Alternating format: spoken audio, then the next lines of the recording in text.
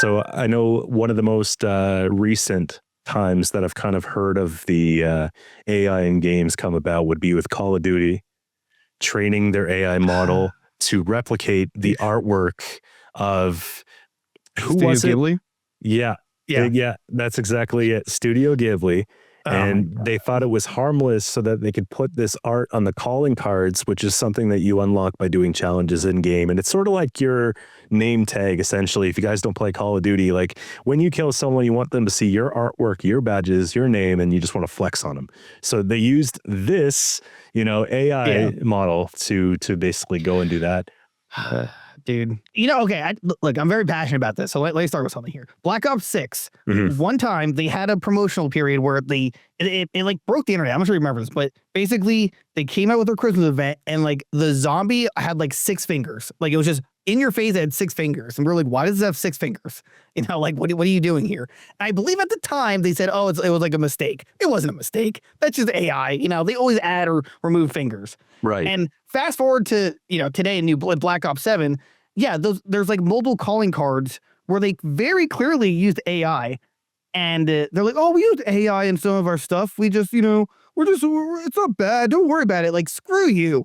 Okay. You have artists for a reason. You're a multi-billion company, and you can't, use your artists who want to make art. That's like tell me an artist that works at an art job that doesn't want to make art. I'll tell you, someone who doesn't want to be an artist then. Yeah, exactly. They're there because they want to make art, right? It's very hard to get into that industry for sure. You know what I mean? Right. It's super cutthroat. So like, yeah, let them have it in that case. Are you against AI at all in games, or just for like the visual parts? I think to the degree AI has always been used in like the foundation of games. And I don't like when it's used for art because you have artists. I don't like when it's used for text or conversations in the game that was clearly written by AI because it doesn't make sense.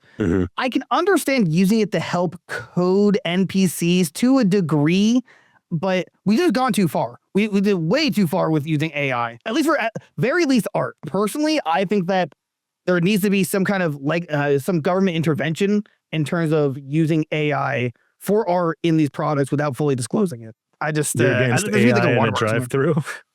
Yeah, you know what? Yes, it drives me crazy.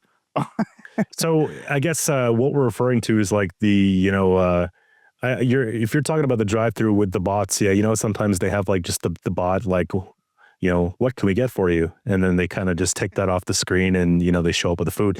But, in gaming, obviously, when it comes to the artwork, I think it takes a lot of the personality out of the game, right? Like you basically... It doesn't even matter if your storytelling is done by the best author, in the world who wrote this masterpiece. If you put some slop in my face, this AI, generated whatever, especially in card games, it is terrible, right? You're taking away just all the humanity out of the game from the get-go. So already that's like fundamentally like the foundation of the game you put together is trash. Right? Because that's what I see, so I think they should really refrain from using it on the art side of things. As far as programming and optimization and things in the back end, I think that could help. Yeah, no, I agree. Yeah, right? I can see that. Right. Like it finds bugs for you, it tests for you. Yeah. I get that to a degree. Maybe we need more of that in that regard because games are coming out right now half done. Right. Oh, yeah. Right. Yeah. Just unstable games launching, crashing computers and, it's always like that. Whenever you see a AAA game right now that comes out, I always have to wait a day or two and see what the Steam reviews are like. Okay, can people run this properly on the computer? You know what I mean? So that's one of the times I think AI would be good. But you're right. When it comes to art, when it comes to storytelling, I can understand why you would want to sort of take the easy route on NPC dialogues and focus mainly on the heart of the story. But I think there's a lot of really good moments to be had with NPCs, or could be. There's a lot of missed opportunity when you take the shortcut there.